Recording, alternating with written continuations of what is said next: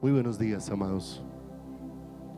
Dios les bendiga. Qué bueno poder encontrarnos en esta preciosa mañana, en este tiempo que nos regala el Señor, como fue advertido en las Escrituras, no dejando de congregarnos como algunos tienen por costumbre, sino siendo perseverantes en ello, y más cuando vemos que aquel día se acerca. Sabemos que el congregarnos no es lo que nos une al Señor. Lo que nos une al Señor es Cristo. Pero cuando lo que nos une al Señor es Cristo, Dios nos ha hecho parte de su cuerpo y nos da la oportunidad de reunirnos a los miembros de su cuerpo para compartir y disfrutar juntos del amor de Dios. Lo que hace especial la vida del hermano, la vida de la hermana, la vida del prójimo en Cristo, no son sus habilidades, sus capacidades, sus destrezas. Lo que le hace especial es la vida de Cristo que mora en esa persona. Y lo que hace Dios para que nos amemos entrañablemente es llevarnos a ver la vida de Cristo en el hermano, para gozarnos y deleitarnos en la vida del único que es perfecto. Y en un momento terminamos cantando esta canción tan especial que nos recuerda no la fidelidad del hombre, porque tristemente no hay hombre fiel sobre la faz de la tierra respecto a Dios, pero hay un Dios fiel que está traspasando nuestros corazones para sacar toda la infidelidad del corazón nuestro. El que siempre ha estado, no porque lo merezcamos, el que siempre ha estado porque se acuerda de que somos polvo y se ha compadecido de nosotros y nos ha mirado con ojos de amor, con ojos de misericordia, con ojos de bondad de una manera extraordinaria, porque todos nuestros dolores son el fruto de lo que hemos sembrado. El que siembra para su carne, de su carne segará corrupción, pero el que siembra para el espíritu, del espíritu segará vida eterna. Y el único que siembra para el espíritu es Dios, y lo ha hecho plantando la vida de su Hijo en nosotros para que sea el fruto que llevemos. Pero piensen esto, mis amados, la iglesia necesitamos salir por el obrar de Dios en nosotros de un pensamiento tan terrenal y tan puesto en las cosas de aquí, de sobre la faz de la tierra, y ser llevado por Dios a poner los ojos en todas las cosas de Dios. En Colosenses dice: si puedes haber resucitado con Cristo, poner la mira en las cosas de arriba, donde está Cristo sentado, y no en las de la tierra. Jesús empezó a manifestar a los discípulos de una manera especial tantas cosas, y una de las promesas que está en la escritura es la siguiente, y quiero que la pueda meditar de una manera especial, porque el Señor dijo: sean vuestras costumbres sin avaricia, ¿cierto? Y la avaricia es el deseo de tener más y de tener más y de tener más para estar contento. Eso es la avaricia. Y entonces dijo el Señor: contentos con lo que tenéis ahora. Pero cuando nosotros lo interpretamos desde nuestra perspectiva y desde nuestro pensamiento humano, entonces uno empieza a hacer cuentas de cómo está su vida, y entonces empieza a mirar si por lo menos el sueldito le alcanza, si por lo menos tiene las fuerzas para levantarse, si por lo menos está tranquilo. Y entonces uno cree que cuando Dios dijo contentos con lo que tenéis ahora, se estaba refiriendo a que usted hiciera como un balance de su vida para mirar si le alcanza para siquiera estar lo más tranquilo posible. Pero el Señor sabe que nunca al hombre nada lo saciará. Las personas más ricas, con más logros, sienten tal vez vacíos mayores a los que tú y yo podemos sentir en nuestro corazón cuando nos faltan migajas. Pero cuando el Señor dijo contentos con lo que tenéis ahora, no estaba hablando de ninguna posesión terrenal. Estaba hablando de la vida que Él había depositado ahora en nosotros.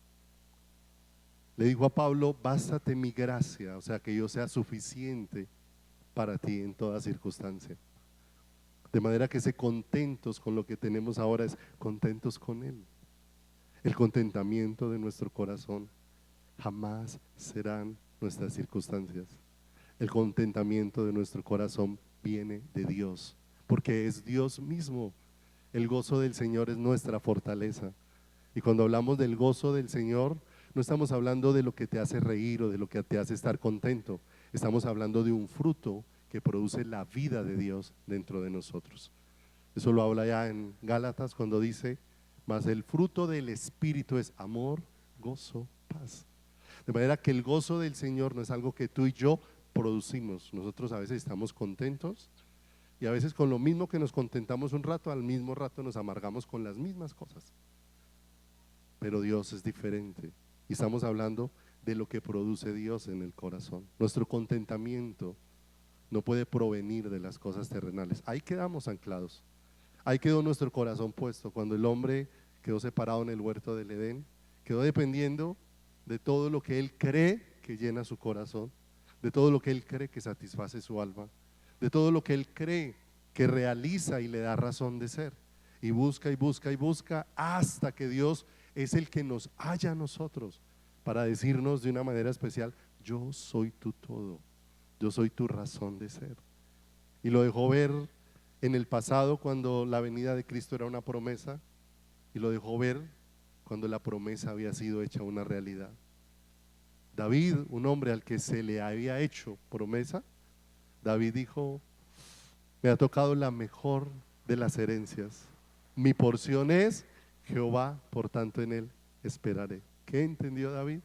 ¿Cuál era su porción? Y David era un ser humano que tenía mucho por qué amargarse si hubiera puesto su corazón en las cosas que, en las cosas terrenales, problemas familiares, cantidad de situaciones con sus hijos, ¿cierto? Tantas situaciones que pudiéramos narrar, pero Dios guió y David encontró su contentamiento ¿en quién? En Dios.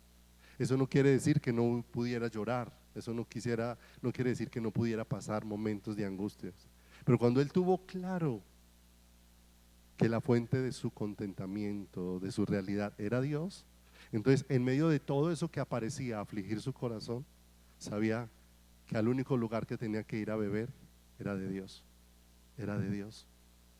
Salmo 34 es estelar, porque David no se muestra como un superhombre, como nosotros tantas veces queremos ver a la iglesia y a los que Dios por alguna gracia les permite liderar algo dentro del pueblo. Y es que nosotros queremos verlos como superhombres, queremos verlos como héroes, queremos verlos como personas capaces de muchas cosas, pero Dios, cuando deja ver sus vidas, los deja ver con las mismas fragilidades que tienen nosotros. No para que nos llenemos de juicios, porque cae siempre el juicio: ay, usted cristiano y decayó. No, ese no es el asunto. Nos puede pasar a cualquiera de nosotros.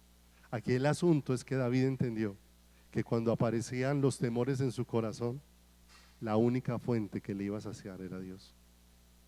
En mi angustia busqué al Señor, el Señor me libró de todas mis angustias.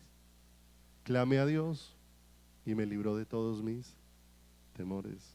Muchas son las aflicciones del justo, pero de todas ellas le librará el Señor. ¿Y qué entendió David cuando todo eso apenas era una promesa? Que la única respuesta para su vida era Dios. Y cuando eso alumbró su corazón, él dijo: esta es la porción de mi herencia.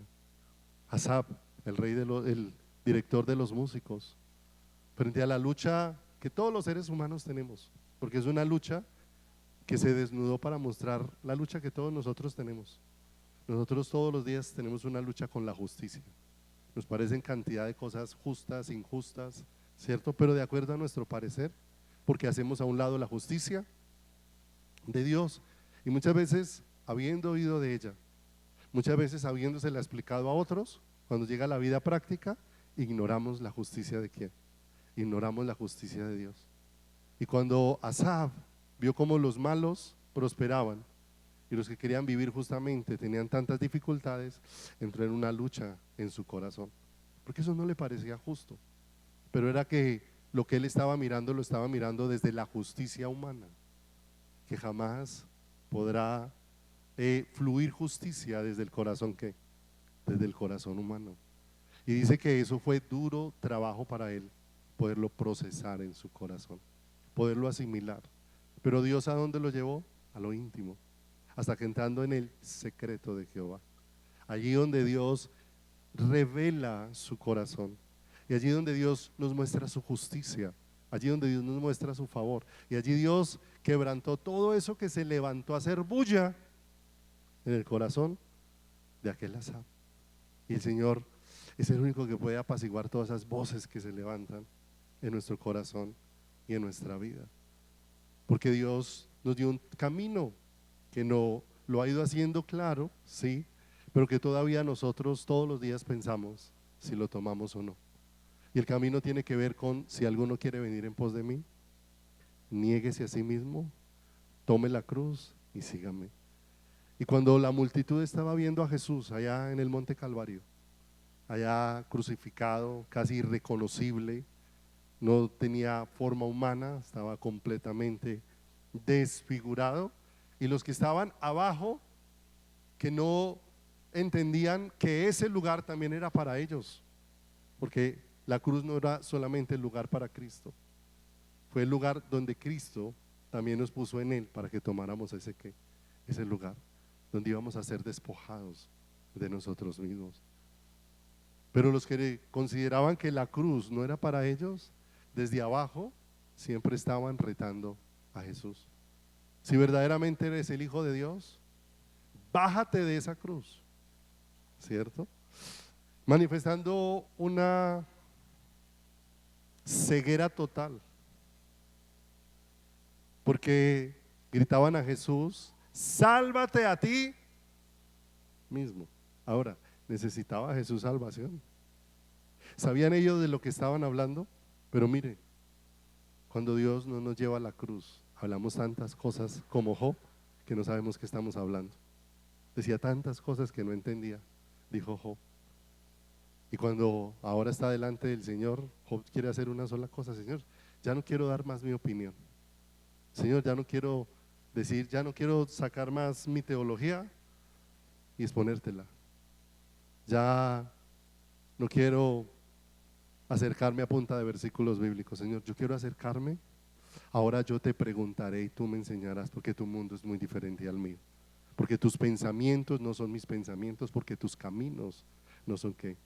No son mis caminos, dijo el Señor de los ejércitos. Como son más altos los cielos que la tierra, si son más altos sus pensamientos y sus caminos que los ¿qué? Y sus caminos que los nuestros. Pero entrando en el santuario, dice la escritura, comprendí cuál era el final de ellos, cuál era el final de la justicia humana, cuál era el final de hacerse justo o de creer las cosas justas de acuerdo a nuestro parecer. Sus vidas están puestas como en deslizaderos, dijo él, ¿cierto? Y entonces entendió que lo que él necesitaba no era seguir viendo la justicia humana, sino la justicia de Dios sobre su vida. Y cuando esa luz alumbró su corazón, entonces él exclama: ¿a quién tengo yo en los cielos sino a ti? Y fuera de ti nada deseo en la tierra. Y qué hermoso lo que aconteció. Pero no fue un cambio que se produjo a sí mismo, Asaf. Fue un cambio que produjo la luz de Dios cuando alumbró su corazón, como lo hizo con Pablo. Pablo iba caminando en oscuridad, creyendo, convencido de que iba por el camino de la luz, hasta que el Señor aparece en el camino de Pablo, ¿cierto? Derriba a Pablo, y cuando derriba a Pablo, le deja ver a Pablo todo el mundo de tinieblas en el que Pablo ha transitado. Pero cuando su luz resplandece de una manera especial sobre la vida de Pablo, mire, no se necesitaron 10,000 predicaciones para redireccionar la vida de Pablo. Se necesitó la luz de Cristo disipando las tinieblas de Pablo. Y faltó Nosotros en oraciones le decimos 1000 veces al Señor, Señor, y lo llamamos Padre. Y tantas veces Dios tiene que respondernos o preguntarnos, como dijo en los tiempos de Malaquías: si soy Padre, ¿dónde está mi honra? Y si soy Señor, ¿dónde está mi qué?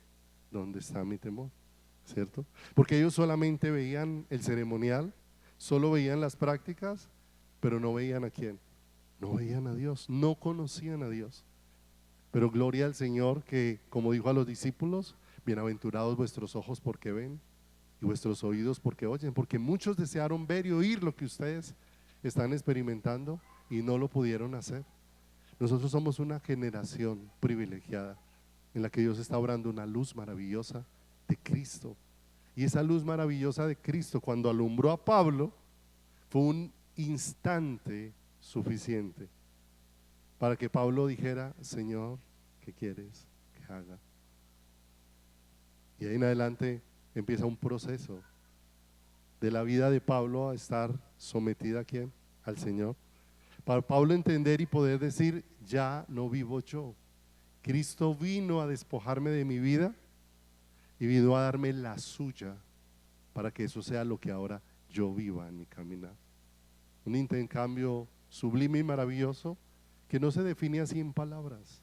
Se necesita esa luz maravillosa del Señor, pero que Dios de una manera especial nos lo va abriendo y nos lo va dejando ver a través de las Escrituras. Romanos 9, 30 al 33. Nuestro tema en esta mañana: en su fidelidad es la obra de la fe. En su fidelidad, lo que Dios nos ha manifestado es una obra.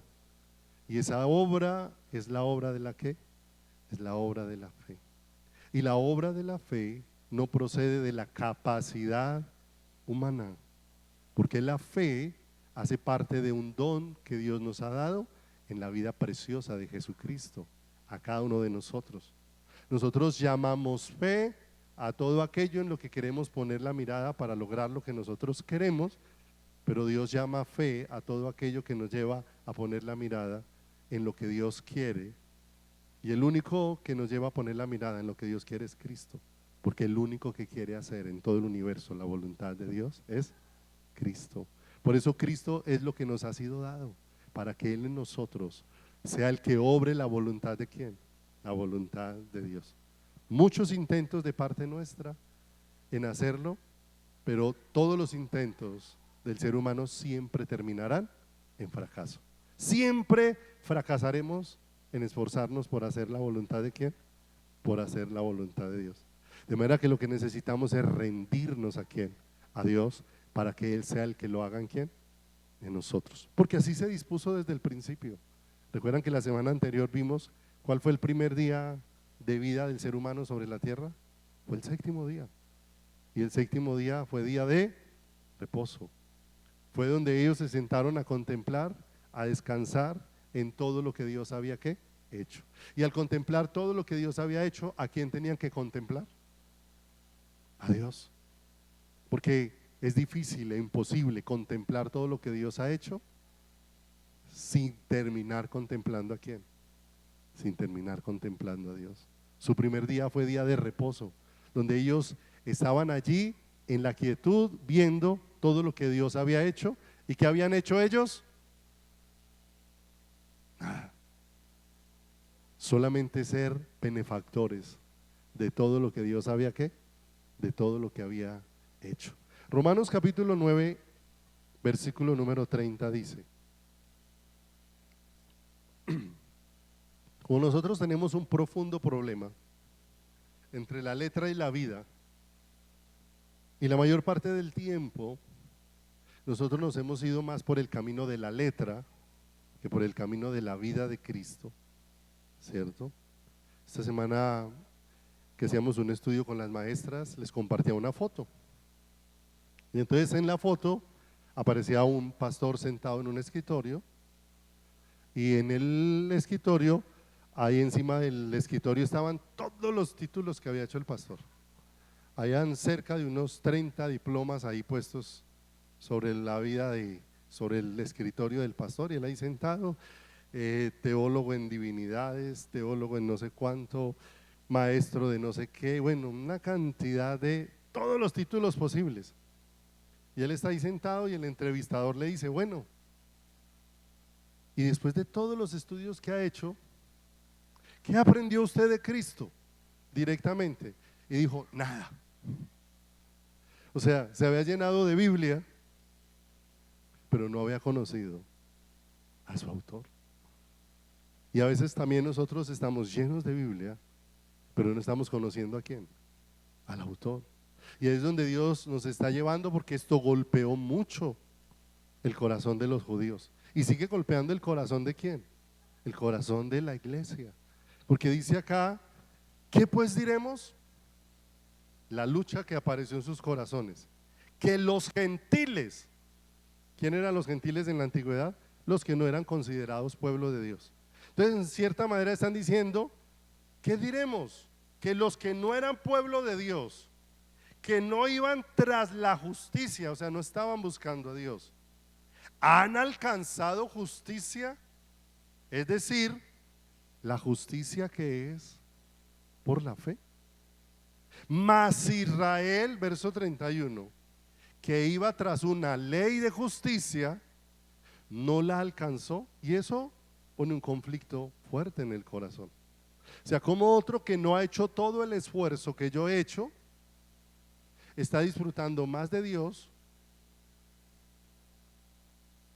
cuando no ha hecho nada, ¿cierto? Por eso se preguntaban los teólogos de la época de Jesús, los escribas, los fariseos, cuando veían a los discípulos de Jesús y se preguntaban, ¿de a dónde sacaron esta sabiduría? Porque ellos, conociendo las escrituras, no hablaban tan claramente de Jesús como hablaban los discípulos, porque había una gran diferencia entre los fariseos, los escribas y los discípulos. Los fariseos y los escribas estuvieron muy cerca del libro. Los discípulos estuvieron cerca de quién. Los discípulos estuvieron cerca de quién. Cerca de Jesús, ¿sí? Los fariseos vieron lo que el libro decía. Los discípulos vieron a quién. Vieron a Jesús. ¿Y qué es lo que la iglesia necesitamos? Ver a Jesús, ¿cierto? No se produce por nosotros mismos, pero tenemos que entender hacia dónde nos está conduciendo el Señor. Y en medio de todas las circunstancias, ¿a quién quiere Dios que veamos? Porque se generó esta lucha entre ellos. Dice verso 32, ¿por qué? Porque iban tras ella no por fe, sino como por obras de la ley. Pues tropezaron en la piedra de tropiezo, como está escrito, he aquí pongo en Sión piedra de tropiezo y roca de caída, y el que creyere en él no será avergonzado. Y entonces ellos vinieron con la Biblia hasta donde está Jesús, ¿sí? Pero ¿con quién tropezaron? Con Jesús, que era aquel a quien señalan todas las escrituras. En Juan 5:39 el Señor les había dicho, vosotros escudriñad las escrituras porque os parece que en ellas está la vida eterna, y ellas son las que dan testimonio de quién. Cada vez que iban a las escrituras no llamaban a poner la atención en ellas. Las escrituras todo el tiempo decían, hay que poner la mirada en el que Dios ha escogido. ¿En el ungido de quién? En el ungido de Jehová. En aquel que se dijo desde Isaías, el Espíritu del Señor está sobre mí, porque me ha ungido el Señor, ¿cierto? En el único que Dios destinó para producir la libertad que nuestras vidas ¿qué? Necesitan. Pero ellos se acercaron y tropezaron ¿con quién? Se acercaron y tropezaron con Jesús. ¿Y por qué tropezaron con Jesús? Porque ellos querían seguir la letra, ellos no querían experimentar la vida. Por eso necesitamos un milagro del Señor. Todos los seres humanos somos inclinados en esa dirección. La dirección de seguir la letra, ¿cierto? Lo que está escrito, pero tristemente queremos seguir la letra de lo que nos conviene, ¿cierto? Queremos seguir la letra de lo que nos beneficia, pero no queremos seguir la letra de aquello que nos despoja de nosotros, ¿qué? De nosotros mismos, ¿cierto? Por eso es atractivo un amén cuando se trata de que abras las manos para que recibas, pero es muy escaso cuando se trata de que abras las manos para que se te quite lo que se te ha dado, lo que te ha sido dado. ¿Qué dijo la mujer de Job en sus inicios en la prueba? ¿Sí? Ella no vio como que Dios estaba detrás de todo lo que acontecía. Y por eso le dice a su esposo: maldice a tu Dios y muérete, ¿cierto? ¿Cuál fue la respuesta de su corazón? No entender absolutamente qué, absolutamente nada. Póngamelo ahí en la versión Dios habla hoy, este mismo Romanos 9, que dice de una manera aquí mucho más clara. Dice, ¿qué diremos a esto? Que por medio de la fe Dios ha hecho justos a los paganos que no buscaban la justicia.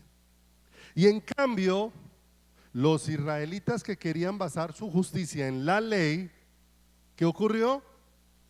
No lo lograron. La pregunta es, si ellos no lo lograron, ¿nosotros sí lo vamos a lograr? Imposible, ¿cierto?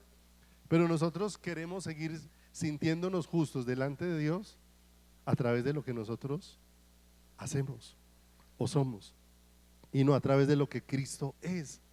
Y dice ahí, verso 32, ¿por qué? Porque no se basaban en la fe, sino en sus propios ¿qué? En sus propios hechos.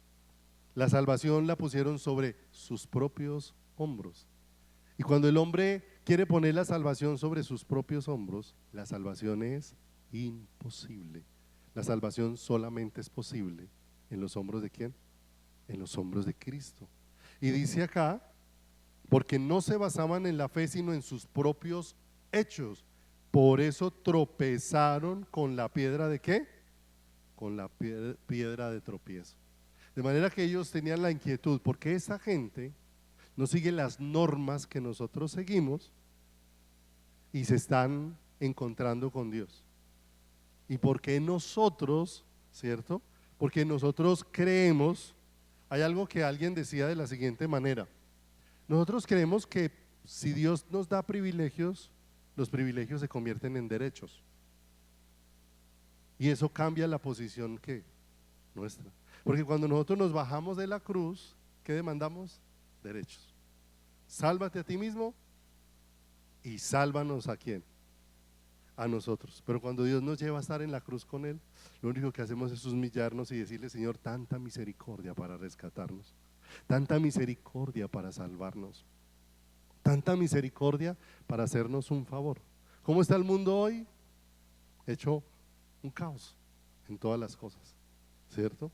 Pero ¿a dónde ha llegado el mundo? El mundo ha llegado al resultado de lo que cada hombre separado de Dios tiene dentro de quién, dentro de su corazón. A eso ha llegado el mundo, y el único que lo puede librar de eso es ¿quién? Es el Señor. Pero en la iglesia tenemos que entender la manera de quién, la manera de Dios y el obrar de Dios, porque si no, entonces nos vamos a disgustar. Porque como yo llevo tantos años en una iglesia pegado a la letra, y otro llega y ve lo que yo no he visto en años, ¿cierto? Y entonces eso coloca como si yo pudiera tener la oportunidad de ganarme el ver, cuando el que Dios dé vista a los ciegos es una gracia incomparable. ¿De quién? Incomparable del Señor. Como si Dios hace oír los oídos de los sordos, es una gracia incomparable del Señor. Y me parece una cosa extraordinaria, porque cada vez que Dios sana un ciego, al primero que vio el ciego fue a Jesús. Cada vez que Dios sana un sordo, al primero que escuchó el sordo fue a Jesús. Cada vez que Dios levantó un muerto, al primero que vio el muerto fue a Jesús. De todas maneras, que todas las obras que Dios hace en nosotros es para que lo veamos a Él de una manera extraordinaria, para que lo veamos a Él con todo nuestro ¿qué? Con todo nuestro corazón. Pero ellos entraron en un conflicto. cómo esta gente está siendo hecha justa por medio de la fe y por qué las obras nuestras no están siendo contadas, ¿cierto? Y no podemos perder de vista algo bien tremendo para el corazón humano. La ley, para dejarnos ver la condición en la que nosotros estábamos y la incapacidad. Pero no podemos olvidar que el ser humano no deja de tratar de insistir en poder cumplir lo que solamente Jesús puede cumplir. Y que a todos los seres humanos nos gusta más el camino de ganárnosla que de recibirla como un regalo de parte de quién, de parte de Dios, ¿cierto? ¿Cuál es el problema de que nos pudiéramos ganar la salvación? ¿Sí? ¿Usted no ha visto qué es lo que hace un hijo en la casa cuando empieza a aportar un peso? ¿Le ha pasado a algún papá? Que cuando el hijo empezó a aportar un peso, entonces el hijo pasó de ser hijo a ser señor de la casa. Entonces él dice, aquí no, aquí yo ya no estoy para hacer caso, aquí ya estoy para opinar. Si van a tomar una decisión, me llaman porque yo también pongo. Y te imaginas nosotros en el cielo, Señor, como yo puse para la salvación, entonces aquí estoy es para reclamar derechos. Y mi amado, no hay forma, no hay lugar para eso, ¿cierto? Por ahí el Señor lo dijo en Romanos cuando se lo enseñó o lo explicó a través de Abraham, que el que trabaja, ¿sí o no? Tiene como recompensa ¿un qué? Un salario. Pero en la salvación, el que ha trabajado todo el tiempo es Dios. Y el trabajo es únicamente ¿de quién? De Dios en nuestras vidas. Cada vez que vamos viendo algo que acontece en nuestra vida, no lo alcanzamos nosotros, lo alcanzó Dios en quién, lo alcanzó Dios en nosotros. Cuando vemos a Pedro ahí al final diciendo con tanta claridad que es necesaria que la fe sea probada como el oro, el cual es probado en fuego para que sea hallado en alabanza y gloria ¿para quién? Para Dios. Pedro con todo el corazón tiene que reconocer que todo ese fuego por el que pasó era el fuego donde Dios lo estaba purificando, era donde Dios le estaba dando forma, era donde Dios lo estaba afirmando, y que cuando llegó el momento donde Pedro sí pudo poner la vida por Dios, ya no era Pedro, era Dios en Pedro obrando de una manera sobrenatural. De manera que todo lo que Dios le permitió atravesar era una obra hermosa de Dios demoliendo a Pedro para edificar en Pedro la vida de quién, la vida de Cristo. Lo difícil de la vida cristiana es ser demolidos. Eso es lo difícil. Aceptar que todo esto lo tiene que hacer es quién, Dios, y rendirme a los pies del Señor para que Él ahora haga su obra en nuestro corazón. Digamos la semana pasada lo difícil que es para nosotros estar quietos y en reposo. En quietud y en reposo será vuestra ¿qué? Salvación. Estar quietos y saber que yo soy ¿qué? Y saber que yo soy Dios. Cuando vivimos en un mundo que todos los días nos chuza que hay que hacer algo, hay que hacer algo, hay que hacer algo, hay que hacer algo, hay que ganárselo, hay que obtenerlo, hay que lograrlo, ¿cierto? Y entonces está afuera esas voces que se levantan y por otra el Señor llevándome a apaciguar todas esas voces para llevarme a esperar en quién, para llevarme a esperar en Él. Les decía ahora, nosotros vamos convirtiendo los privilegios en derechos. Y cuando no entendemos eso, el privilegio nos llena de un corazón egoísta. ¿Cómo se sintió Israel cuando Dios empezó a salvar a los gentiles? Se sintió afrentado en su corazón, porque ellos creían que el privilegio de haber sido escogidos como un pueblo en el que Dios estaba manifestando sus promesas, su pacto, donde Dios les dio tantas fiestas que hablaba de lo que Dios iba a hacer, que esos privilegios le daban un derecho diferente a todo el resto. Por eso entiende uno por qué Jonás, cuando fue enviado a predicar a Nínive, no quería. Porque ciertamente Jonás se veía como que yo soy judío y los judíos tenemos derecho. Y los ninivitas son gentiles y ellos no tienen el mismo ¿qué? Ellos no tienen el mismo derecho. Y qué chocante es ir a ver que alguien que no tiene derecho reciba tanto favor de parte de quién, de parte del Señor. ¿Cómo se sintió Jonás cuando estaba en el vientre del pez, allá en lo profundo? Y cuando la misericordia de Dios lo tocó, y cuando la gracia de Dios lo guardó para que allá mantuviese todavía vivo, y después Dios lo saca y lo encamina para enviarlo a ¿qué? A Nínive. Cuando está allá en el fondo, en el vientre, está viendo la misericordia de Dios sobre ¿quién? Sobre su vida. Pero en cierta manera consideraría en el fondo que eso es un derecho por ser parte del pueblo que judío.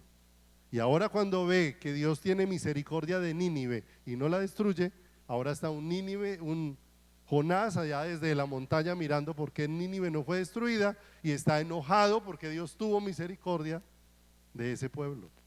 Dios tiene misericordia de que Él quiera tener misericordia, ¿cierto? Pero ¿qué necesitamos aprender? Porque ese no entendimiento los llevó a ellos a seguir. Imagínense un pueblo con la Biblia, con los ceremoniales y con todas sus costumbres bíblicas, perdido. Y un pueblo sin todo eso, hallando el camino. Y eso confronta mucho el corazón. Entonces eso está mandando al pueblo de Dios entonces a que se degenere y viva de cualquier manera. No, de ninguna manera. Lo que nos está llevando a entender es qué está haciendo Dios, que los que no seguían una ley estén viendo, que nosotros siguiendo una ley no hemos visto, y que necesitamos que Dios en su misericordia nos permita ver de una manera especial. Porque el privilegio de escudriñar las escrituras no son las historias, no son los personajes, no son los acontecimientos, no son los milagros, no son las resurrecciones, no son las sanidades. El milagro maravilloso de escudriñar las escrituras es que Dios haga posible que lo podamos ver a Él, es que Dios haga posible que lo podamos conocer a Él. De oídas te había oído, dijo Job, mas ahora mis ojos te ven. Se cambió toda la realidad cuando sus ojos fueron abiertos para que viera ¿a quién? Para que viera al Señor. Filipenses capítulo 3 verso 7.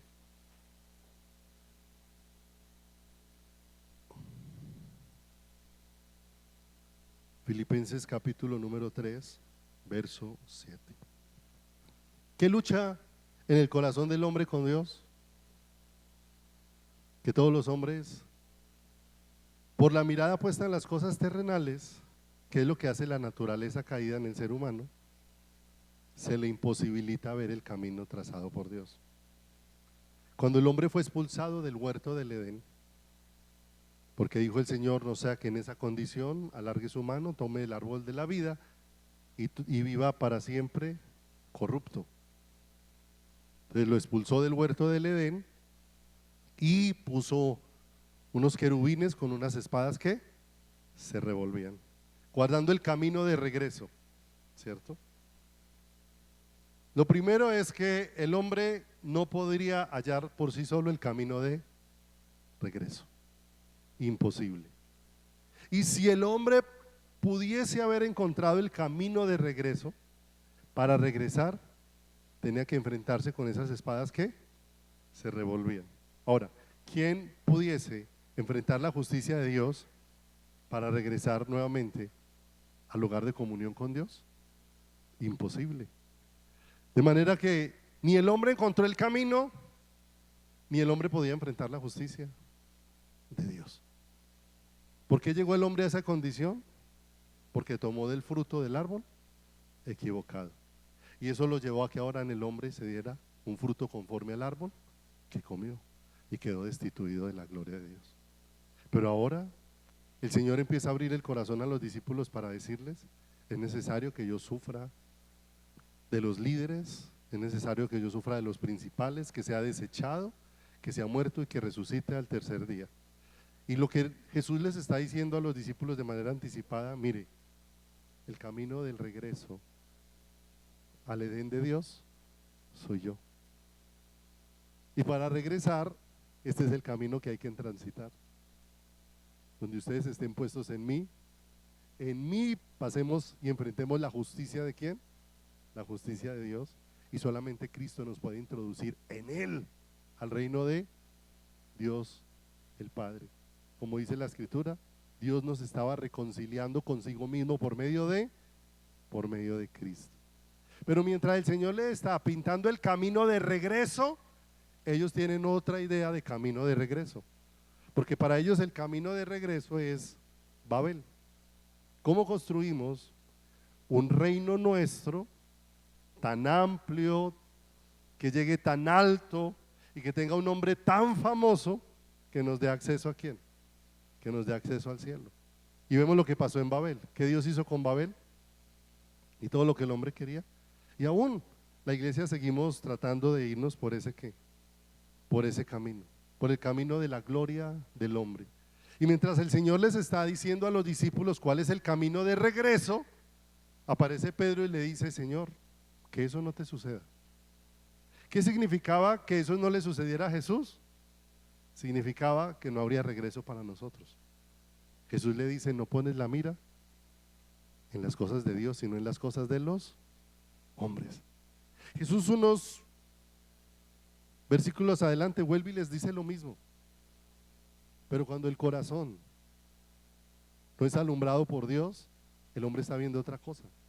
Jesús vuelve y les dice: es necesario que sea desechado, que sufra, que muera y que resucite al tercer día. El camino de regreso al corazón ¿de quién? Al corazón del Padre.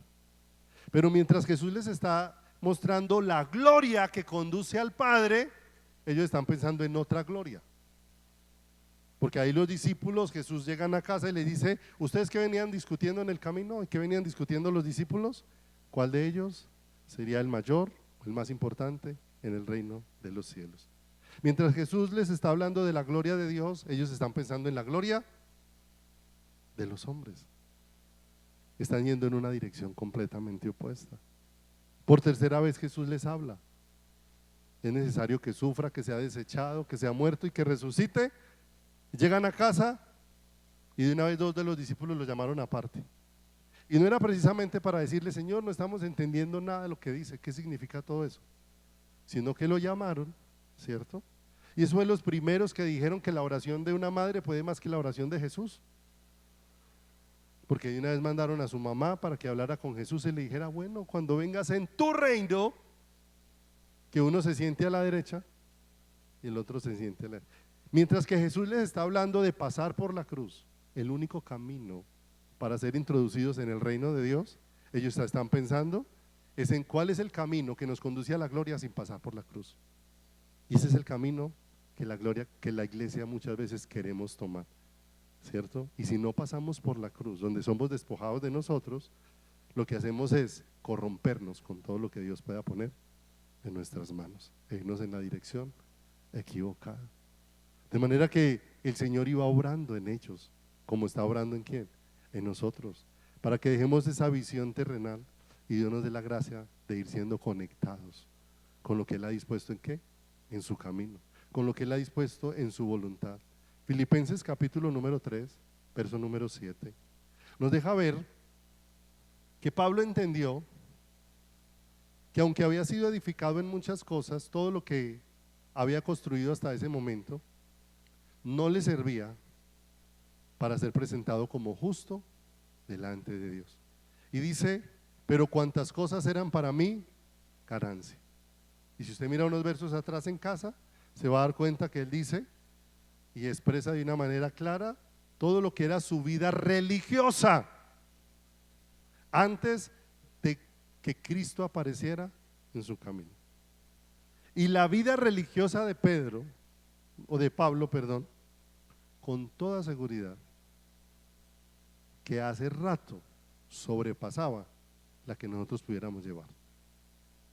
No era una vida superficial, no era una vida simple. Él se califica como fariseo ¿de qué? De fariseos. Él se reconoce como pueblo, parte del pueblo ¿de quién? Como parte del pueblo de Dios. En cuanto a la ley, él se muestra como irreprensible, ¿cierto? Y así pensaban los judíos.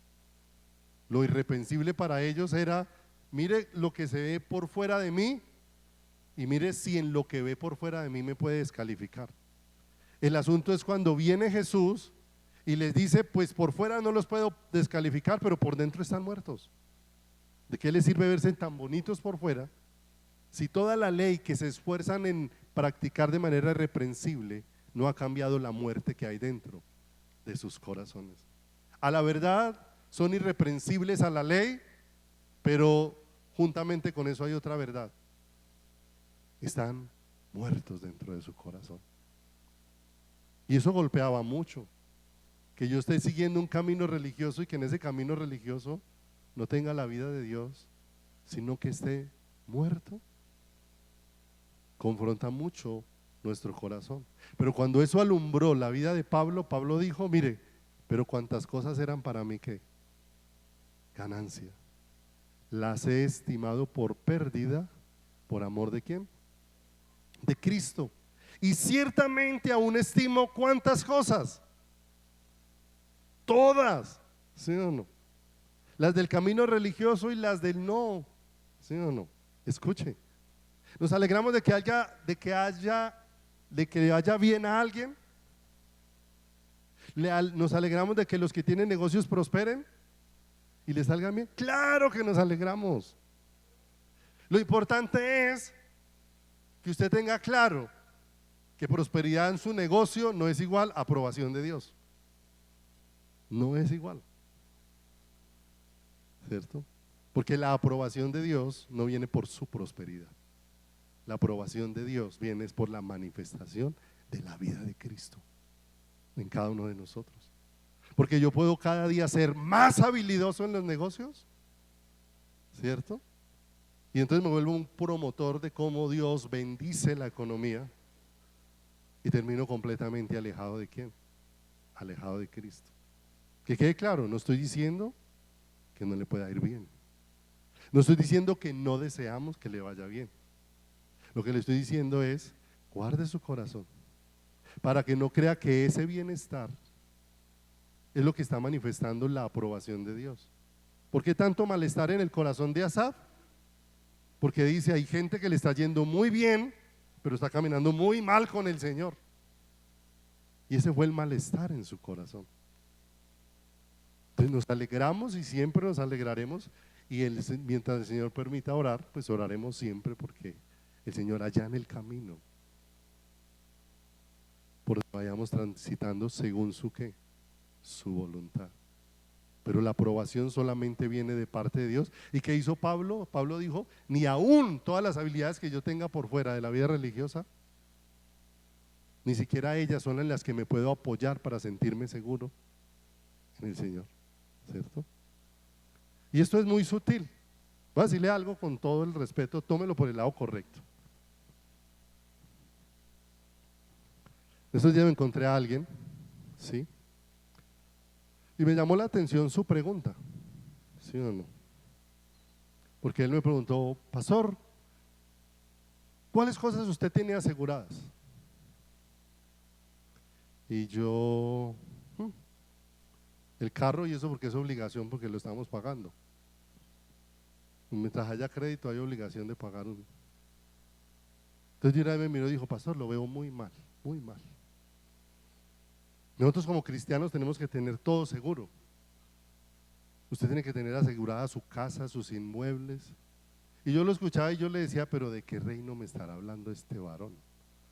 ¿De qué cosa?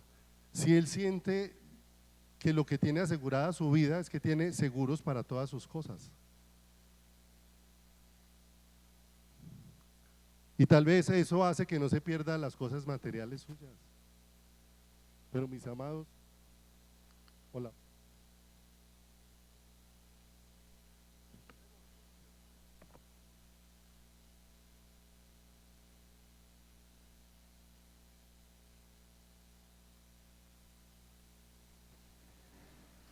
Hola, hola, hola, sí. Muy bien. Ah, eso es bonito, ya sé por qué me estaban durmiendo. Ya ese micrófono estaba sin pilas y yo pensé que eran ustedes.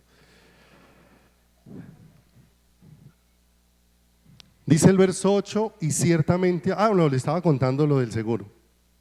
Entonces, hermanito, a convencerme de que si yo no tenía seguros para todas las cosas, y entonces le decía: hermano, está bien, no está mal si usted tiene la provisión para pagar un poco de seguros, ¿sí? Pero no le venda a otros cristianos la idea de que si no tienen seguros no están seguros. ¿Sí es claro? ¿Sí? Porque mi amado, la seguridad nuestra proviene ¿de quién? Proviene de Dios.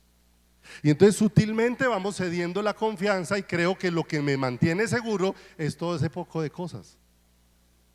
No, lo que te mantiene seguro es ¿quién?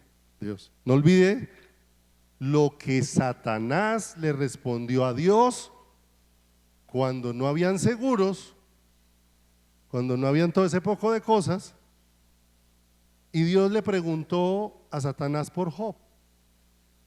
¿Cuál fue la respuesta o la pregunta de Satanás a Job?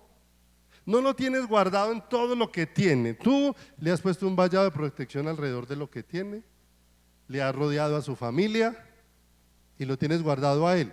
Job es intocable. ¿Sí o no? ¿Cuánto pagaba Job de seguro? ¿Cierto? Quede claro, no le estoy diciendo que no pueda asegurar sus cosas. Lo que le estoy diciendo es dónde está la confianza de su corazón. Para que los que pueden pagar seguros no le metan miedo a los que no pueden pagar seguros, ¿sí? Porque Dios cuida al que paga seguro y Dios cuida al que no tiene con qué pagarlo. Dios es ¿qué? Dios es fiel y maravilloso. Pero ¿a quién nos está llevando a conocerlo a Él? Verso 8: y ciertamente aún estimo todas las cosas como pérdida por la excelencia del conocimiento de Cristo Jesús, mi Señor. Mire lo hermoso. Pablo está reconociendo, antes el Señor de mi vida era yo, por lo tanto yo definía qué me hacía aprobado delante de Dios. Pero ahora, cuando apareció Cristo, ahora Cristo es mi Señor y Cristo es el que define en mi corazón, por amor del cual lo he perdido todo y lo tengo por basura para ganar ¿a quién? Para ganar a Cristo y ser hallado en Él. Verso 9. ¿Recuerda de qué se había ufanado Pablo? Diciendo en cuanto a la ley era irreprensible. Pero ahora dice verso 9: y ser hallado en Él no teniendo mi propia justicia que es, sino la que es por la fe de ¿quién? Ay, mire lo hermoso. ¿Cuánto cambió la venida de la vida de Cristo a Pablo? Porque sin la venida de Cristo, Pablo estaba haciendo un esfuerzo. Con la venida de Cristo, lo que está operando es el don de Cristo en la vida de Pablo. ¿Dónde opera la fe? En la vida de Cristo. Y ahora dice, sino la que es por la fe de Cristo, la justicia que es de Dios por la fe. Verso 10. Ahora, ¿a dónde lo conduce esa justicia? A fin de conocerle y el poder de su resurrección y la participación de sus padecimientos. O sea, si voy a participar del poder de su resurrección, tengo que participar del poder de su cruz. En su cruz, ¿qué se manifiesta? La muerte. Y en su resurrección, la vida nueva que Dios nos ha ¿qué? Provisto. Llegando a ser semejante a Él en su muerte, si en alguna manera llegase a la resurrección entre los ¿qué? Entre los muertos. Y miren lo tremendo de esto. ¿Cuánto cambió en Pablo? Ahora, el que él no se estuviera ciñendo a la letra de una ley no significa que eso le iba a dar una vida desordenada. Es más fácil ser desordenado ciñéndome a una ley de letra que opere la ley del Espíritu de vida en quién. Porque la ley del Espíritu de vida en Cristo Jesús es la que ha vencido la ley del pecado y de la muerte. ¿Qué obra todo eso de una manera especial? La vida de Cristo es la que ordena la vida del ser humano, no el seguir una ¿qué? Una ley. Por eso a los que seguían la ley el Señor les dijo: sí, ustedes pueden ser muy celosos diciendo que no cometen adulterio, pero déjenme mirar un poquito dentro de ustedes. Venga, yo les miro el corazón. ¿Sí o no? Yo le pregunto, ¿cuál de los que está aquí esta mañana se expondría a que pasáramos 10 minutos de los peores pensamientos que hubieran pasado esta semana por su corazón, que nadie lo sabe, pero que pasaran por su corazón. Y creo que ahí no levantamos las manos, ahí es donde decimos somos mochos, ¿sí o no? Porque no me gustaría ese tipo de desnudez, y ahí es donde el Señor viene y le dice a los que tenían tanto celo por la ley, que el que mira a una mujer en su corazón para codiciarla, ya adulteró en su corazón. ¿Con quién? Mire, adulterar es muy fácil. No necesita acostarse con otro, ¿sí o no? Nada más cuando usted como esposa tiene un esposo, pero usted anhela que su esposo sea como el esposo de la otra. Eso es adulterio. ¿Usted a quién desea? Usted desea es al esposo de la otra. Eso es adulterio, y no necesito salirse, llevarlo a la cama, no necesito salir a tomarse un café con él, no necesito chatear con él por WhatsApp. Y cuando el Señor vino y les dijo, el que adultera o el que mira a una mujer en su corazón y la codicia, ya adulteró ¿con quién? Ya adulteró con ella. Y entonces, ¿cómo quedaron ellos? Si la ley que los hacía ver buenos y celosos por fuera, ya los hizo ver muy mal por dentro. Por eso se necesitaba una nueva naturaleza y una nueva vida dentro del corazón. Vaya conmigo a Juan, por favor, a una historia conocida, y lo vemos aquí como de una manera muy gráfica en esta mañana para terminar. En Juan 8:1 aparece una historia que tal vez para muchos de nosotros sea un poco familiar, y si para algunos es nueva, pues hoy la va a poder conocer. Y es la historia de la mujer adúltera, y es muy conocida sobre todo por la frase: el que esté libre de pecado, que lance la primera ¿qué? Piedra, ¿cierto? Y la historia narra rápidamente, no vamos a leer ahí, pero sí vamos a recordar un poco rápidamente, porque Dios les va a dar aquí una gran lección, y es importante que nosotros, Dios nos dé la gracia de poder percibirlo y verlo. Porque hay una mujer a los que seguían la ley encontraron en flagrancia, o sea que la encontraron cometiendo el delito.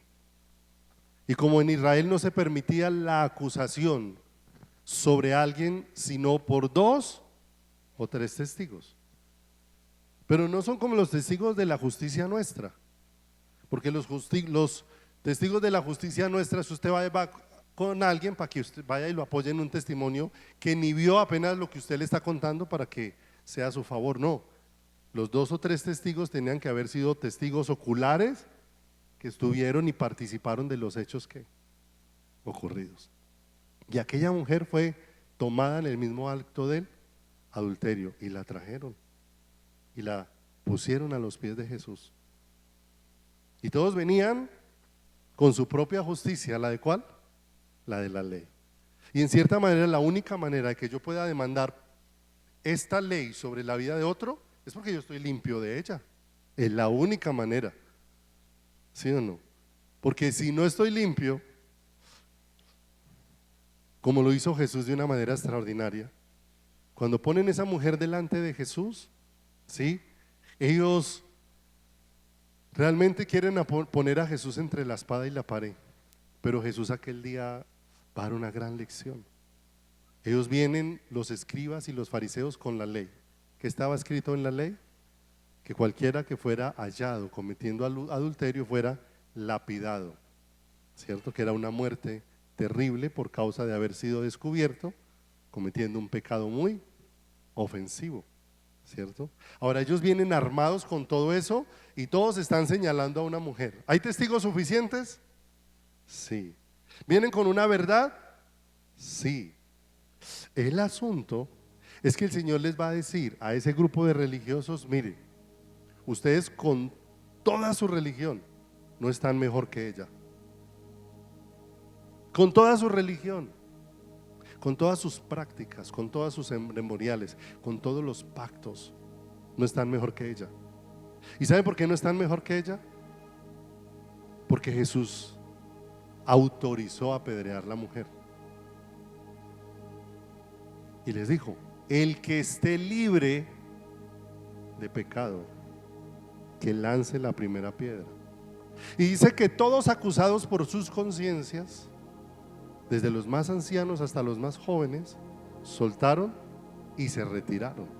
Venga, el asunto es cómo yo vengo a poner demandas sobre otros, y apenas confrontaron mi corazón, quedé completamente desarmado. O sea, quedé en el mismo lugar que estaba la mujer, simplemente que yo no estaba adulterando ni fui pillado como la otra, ¿sí? Porque el hecho de que no hayamos sido pillados no nos hace mejor que los demás. Porque nosotros a veces creemos que si los demás no nos han visto, entonces Dios no me ha visto. ¿Y qué dijo David? ¿A dónde podré huir de tu presencia? ¿Cierto? ¿A dónde me podré esconder de tu espíritu? Chepito alguna vez compartió algo que le pasó a una niña, de cómo una niña había hecho un daño en su casa, y la niña, la mamá la veía que pasaba corriendo para un lado y se escondía, y salía de la cocina y se escondía en el armario, hasta que después de un rato la niña vino gritando y le decía a la mamá: mamá, mamá, ¿dónde me puedo esconder que no esté Dios? La niña estaba tratando de esconderse, pero el lugar donde se escondía, allí veía quién, veía a Dios. Se podía esconder lo que había hecho de los ojos de los hombres, pero no se podía esconder de los ojos de quién, de los ojos de Dios. El que esté libre de pecado, mire, con toda la ley ceremonial y celo que tenían religioso, aquel día el Señor les dijo: mire, con todo eso, ustedes no están mejor que esta, ¿qué? No están mejor que esta mujer. Ahora, ellos soltaron sus piedras y se alejaron.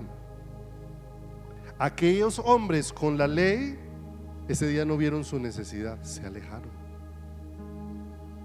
Después de que todo el mundo se fue, solamente está la damita y Jesús. Ella hasta ahí ni siquiera ha pedido perdón.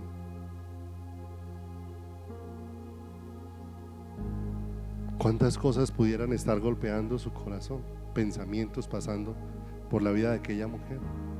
Pero se acerca a Jesús, el que la acabó de defender de la ley que le podía producir la muerte, y le dice: ¿quién te condenó?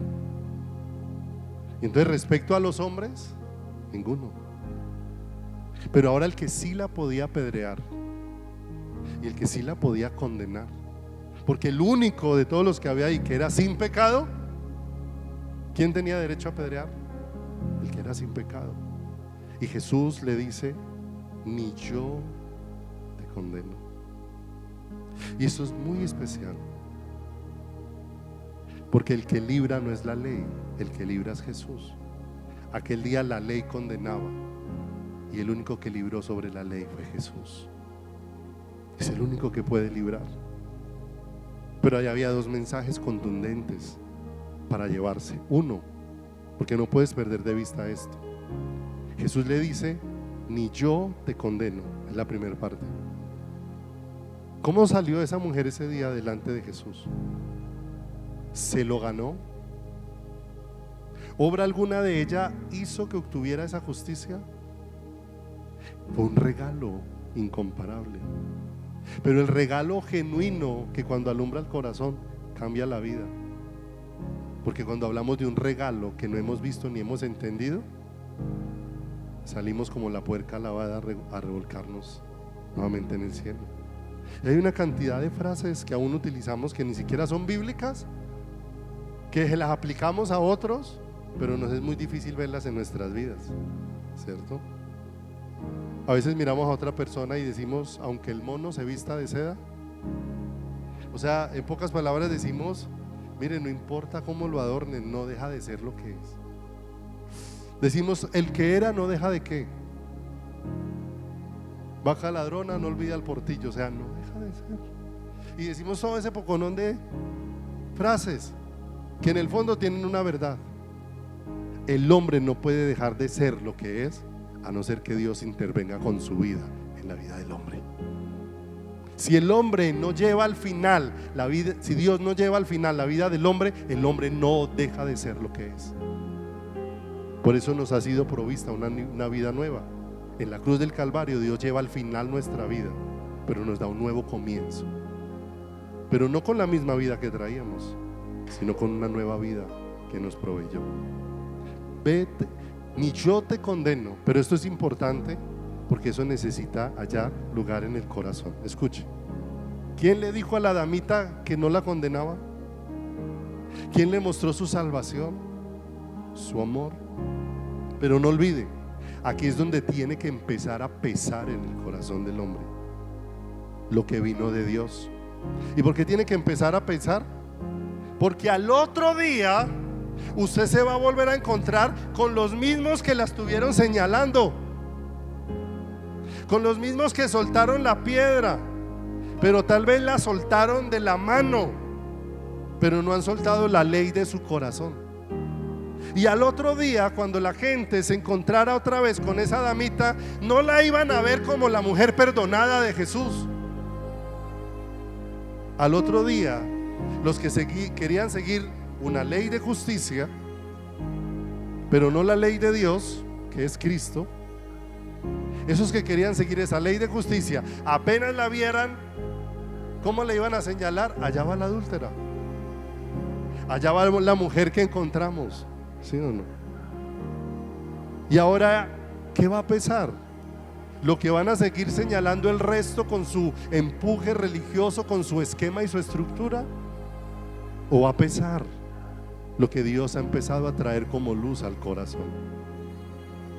Porque el hecho de que Dios traiga luz no significa que la estructura no siga, pero esa luz tiene que resplandecer y quebrar la estructura antes que afuera, en nuestro propio ¿qué?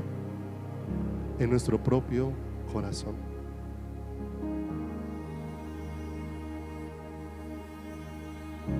Lo último que le dice el Señor a aquella damita es: vete y no peques más. Para nosotros en el pensamiento más básico, tiene que ver con algo, pero es lo más básico, es si estaba adulterando, no adultere más. ¿Cuál es el problema?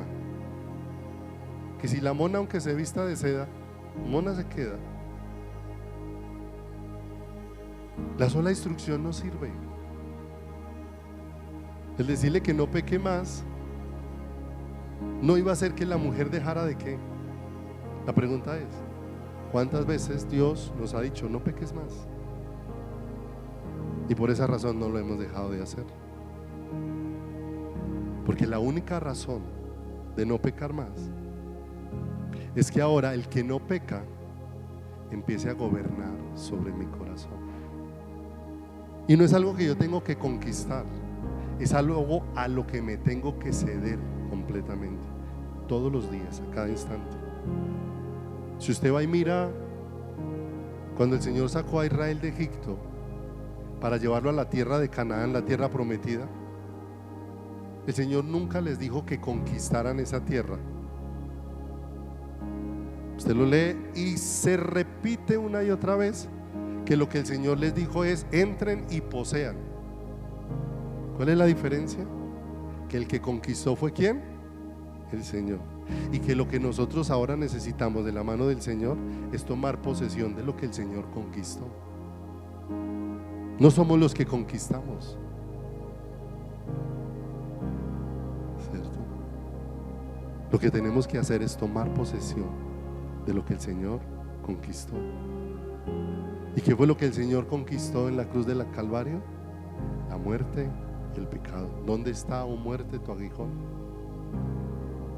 ¿Dónde está, oh sepulcro, tu victoria? Él venció en la cruz ¿de qué? En la cruz del Calvario. Pero la realidad de lo que Él venció solo acontece cuando Él se hace visible en nuestras vidas. Porque si no, entonces tratamos de irnos a ver cómo seguimos la Biblia y seguimos tomando el mismo camino de muerte que no pudo librar a los fariseos y a los escribas, que defendían todo teológicamente, pero que estaban muertos porque la vida de Dios no estaba en ellos. ¿Qué es lo que Dios quiere hacer florecer? Su fidelidad. Quiere hacer florecer la única vida que vence en cada uno de nosotros. Ese vete y no peques más, es necesario que tomes el camino. Y el camino que Dios dispuso, Jesús dijo: yo soy el camino. Y cuando Jesús dijo: yo soy el camino, entonces en ese camino, ¿por dónde vamos a pasar? Por la cruz. Porque si el único camino de regreso al huerto del Edén es Cristo, y la única justicia de acceso es Cristo, entonces todos mis esfuerzos menguan para que ahora toda la realidad de Cristo suceda dentro de nuestras vidas. Y cuando esa realidad sucede, eso no es permisivo, eso antes produce la única vida de santidad, que no es por nuestras obras, sino por la manifestación de la vida del Santo dentro de cada uno de nosotros. Terminemos con esta cita, Romanos 9:30-32, en la Dios habla hoy.